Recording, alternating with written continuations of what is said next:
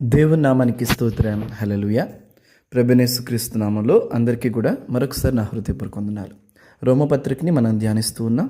రోమపత్రిక 14వ అధ్యాయం 20వ వచనం. భోజనము నిమిత్తం దేవుని పనిని పాడు చేయకుడి. సమస్త పదార్థములు పవిత్రములే కానీ అనుమానముతో తినువానికి అది దోషము. చూడండి దేవుని వాక్యాన్ని. కన్క్లూషన్కి వచ్చేసాం. ఇక మనం పౌలు గారు ఆ రోజున సంఘంలో ఉన్న సమస్యను ఎత్తిపట్టి దానికి వివరణ ఇస్తున్నాడు రోమపత్రికలో.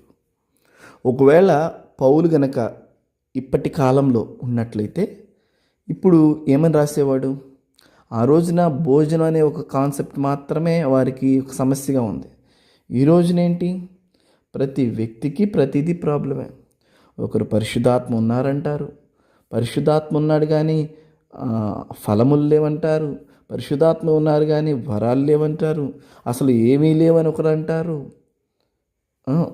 నీల బాప్తిజం అంటారు, చిలకరింపు బాప్తిజం అంటారు. సో ఇలా ఇవన్నీ రాయాల్సి వస్తే భూమి మీద ఉన్న పుస్తకాలన్నీ పౌలు గారికి సరిపోయేవి కావేమో. అంటే అసలు దాన్ని వదిలిపెట్టి కొసరు దాన్ని పట్టుకుని ఎలాడుతున్నట్లుగా చూడండి, ఎన్నో విషయాలలో మనుషులలో ఏకాభిప్రాయం లేదు.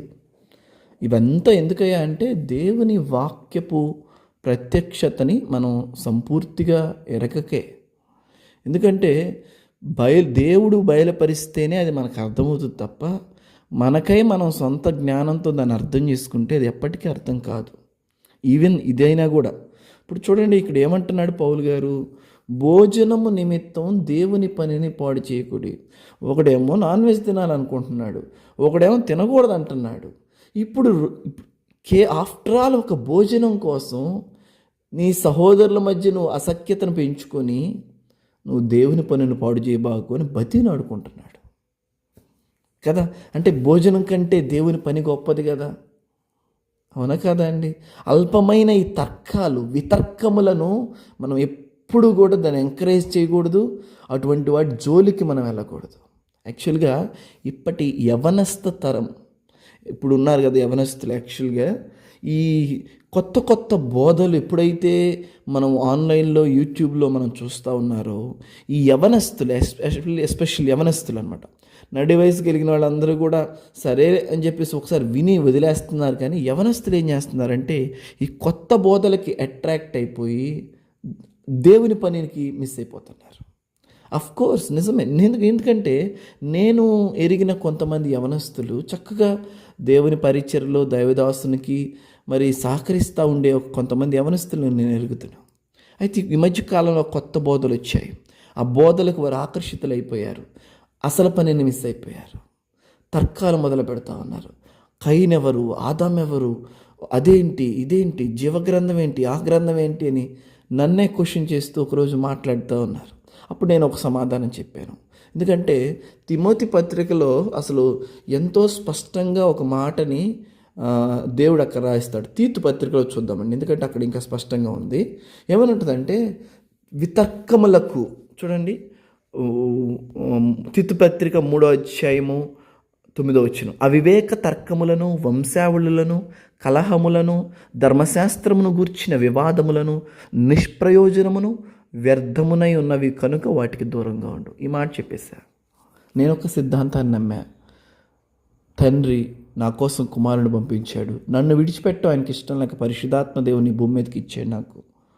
సో ఇది నా విశ్వాసం, అంతే. ఈ సిద్ధాంతానికి విరోధంగా నేను ఏది నమ్మను అని చెప్పి నేను వారిని ఖండించాను. ఎందుకంటే ఇక ఆ భేదాలు, ఆ వంశావళులు, ఆ ధర్మశాస్త్రాలు ఇవన్నీ కూడా నిష్ప్రయోజనం. వాటి గురించిన తర్కాలు, వంశావళులు ఇవన్నీ మనకు నిష్ప్రయోజనం. వాటికి మనం దూరంగా ఉండాలి. మీరెవరు కూడా ఇన్వాల్వ్ అవ్వద్దు. ఇవి మనకు అనవసరం. మనం దేవునితో ఎలా ఉన్నాం, దేవునితో యథార్థంగా ఉన్నామా లేదా? నేను చెప్పాను కదండి, నువ్వు నాన్ వెజ్ తిన్నాడని చెప్పేసి నిన్ను పరలోక రాజ్యం తీసుకెళ్లకుండా ఆయన ఏముంటాడు? పరిశుద్ధంగా లేవా నువ్వు? అది యేసుప్రభువు స్పష్టంగా చెప్పాడు. మనుష్యుని నోటిలోనికి వెళ్ళినది మనుషుని అపవిత్రపరచదు, కానీ మనుష్యుని హృదయంలో నుండి బయటకు వచ్చినదే మనుషుని అపవిత్రపరచును. దేవునికి స్తోత్రం. హల్లెలూయా. కనుక వితర్కాలకు దూరం అవ్వండి. వంశావళులు, ధర్మశాస్త్రాలు, అవి ఇవన్నిటికీ దూరంగా ఉండి, మత భేదాలు కలిగించే వాటికి దూరంగా ఉండండి. ఇవి మన విషయాలు కావు. వీటన్నిటి వల్ల ఏమవుతుందో తెలుసా అండి, యూట్యూబ్లో ఈ గలాటాలు పెట్టడం వల్ల ఏమైందంటే దేవుని పని పాడైపోయింది. ఇది వాస్తవం, ఒప్పుకొని తీరాల్సిందే. కనుక దయచేసి ఒకవేళ మీ చెవులు పడుతున్నాయి అనుకోండి, విని వదిలేసేయండి, వాటిలోకి ఇన్వాల్వ్ అవ్వద్దు మీరు. దేవునికి స్తోత్రం. ఇది ఉత్తమం. ఇది మనలో దైవత్వం పోయి తర్కాలలోనికి వెళ్ళిపోతాం. మనం భక్తిని వదిలిపెట్టేస్తాం.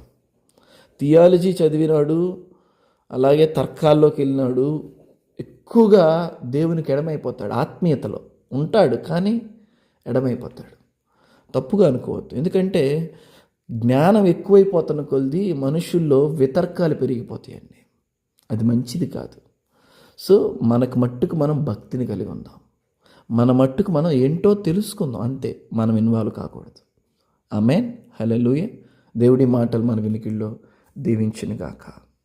గాడ్ బ్లెస్ యు ఆల్ అండి.